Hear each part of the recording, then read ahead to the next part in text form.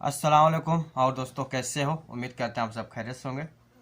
दोस्तों, अगर आप में से भी कोई सऊदी अरब जाता है और फिर वहां जाने के बाद और आपके साथ सऊदी अरब में धोखा हो जाए, यानी आपको एजेंट ने जिस काम में भेजा था, जो काम बोला था, वो काम ना मिल के दूसरा काम मिल जाए, तो आप क्या कर सकते हैं? आप इससे बाहर कैसे निकल सकते हैं, इसके बारे में आपको बताऊंगा। क्योंकि बहुत सारे ऐसे लोगों के साथ होता है कि सऊदी अरब जाने के बाद उनको मालूम होता है कि मैं तो किसी और काम में आया था और मुझे कोई और काम दे दिया। और अक्सर व अक्सर लोगों को बोला जाता है कि आप ड्राइवर में जाओगे, इस्त्राहे में जाओगे, हाउस बॉय में जाओगे, लेकिन उनको भेज दिया जाता है मजरे में, बकरी चराने में, या फिर ऊँट चराने के लिए भेज दिया जाता है। फिर वहाँ पे जाने के बाद वो लोग परेशान हो जाते हैं और बाहर कैसे निकलें इसके लिए उनको कुछ कोई रास्ता मालूम नहीं होता है। और वो लोग नए रहते हैं, उनको अरबी भी नहीं आती कि वो लोग किसी तरह से उस कफिल से या फिर किसी से बात कर सकें। तो इस बारे में मैं ये वीडियो बनाने की कोशिश करूंगा ताकि आप लोगों को कुछ हेल्प हो सके। अगर आप लोगों को फिर भी हेल्प ना हो पाए तो हमें कमेंट कीजिएगा, या फिर मेरा व्हाट्सअप ग्रुप नंबर आप उसमें जाकर अपनी परेशानी शेयर कीजिएगा। इंशाल्लाह उसका भी आपको मदद ज़रूर मिलेगी। लेकिन आप इससे बाहर निकलेंगे कैसे, इसके बारे में बताने से पहले आपसे रिक्वेस्ट है कि अभी तक हमारे चैनल को सब्सक्राइब नहीं किया, हमारे चैनल को लाइक करके हमारे चैनल को सब्सक्राइब कर लीजिए और बेल आइकन को ऑल पे सेलेक्ट कर लीजिए ताकि मैं जो भी वीडियो अपलोड करूं उसका नोटिफिकेशन आपको सबसे पहले पहुंच सके। तो मैं आपको जो चीज़ बताने वाला हूं आप उसको गौर से सुनिएगा और थोड़ी हिम्मत रखिएगा। क्योंकि सऊदी अरब में अगर आपके साथ धोखा हो जाए, आपको कोई और काम मिल जाए, तो इस वक्त आपको सबसे बड़ी चीज़ की जो ज़रूरत होती है वो है हिम्मत की।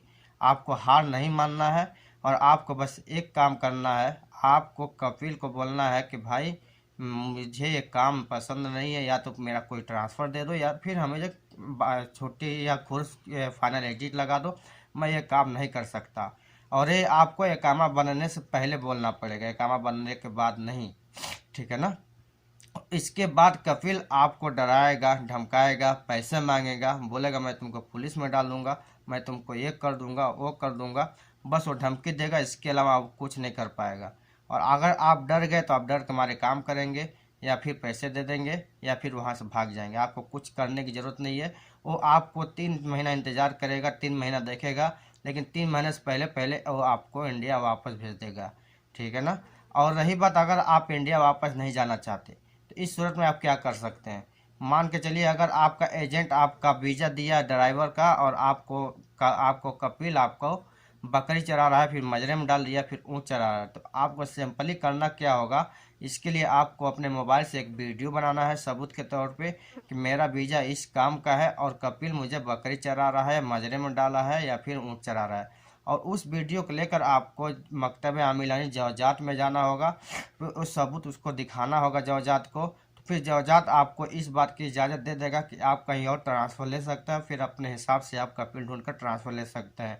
हालांकि ये काम इतनी आसान नहीं जो चीज़ मैं बता रहा हूँ, लेकिन जो क्योंकि कहने में और करने में बहुत फ़र्क होता है। और नए लोगों के लिए कि बस एक लोगों के लिए बस की बात नहीं है कि वो ये काम कर सके।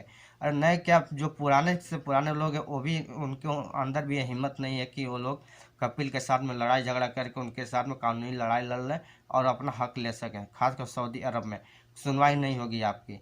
और इसके अलावा तीसरा रास्ता ये है कि आप इंडियन एम्बेसी में विजिट करें और पूरे सबूत के साथ उनको ये चीज़ दिखाएं कि भाई मेरे साथ ऐसा हुआ है और मेरा कपिल मेरा काम दूसरा करा रहा है। तो इस सूरत में भी इंडियन एम्बेसी भी आपकी कुछ हद तक हेल्प कर सकती है। लेकिन कुल मिलाकर आपको, अगर आप इंडिया जाना चाहते हैं तो आप बिल्कुल आसानी जा सकते हैं। 3 महीना इंतजार करना होगा। 3 महीने से पहले पहले कपिल आपका इकामा नहीं बनाएगा, वो आपको वापस भेज देगा। जब आप 1 या 2 बार उसको कपिल को बोल देंगे मैं काम नहीं करूँगा, मेरा इकामा नहीं बनाना, तो गारंटी है कि वो आपका इकामा नहीं बनाएगा।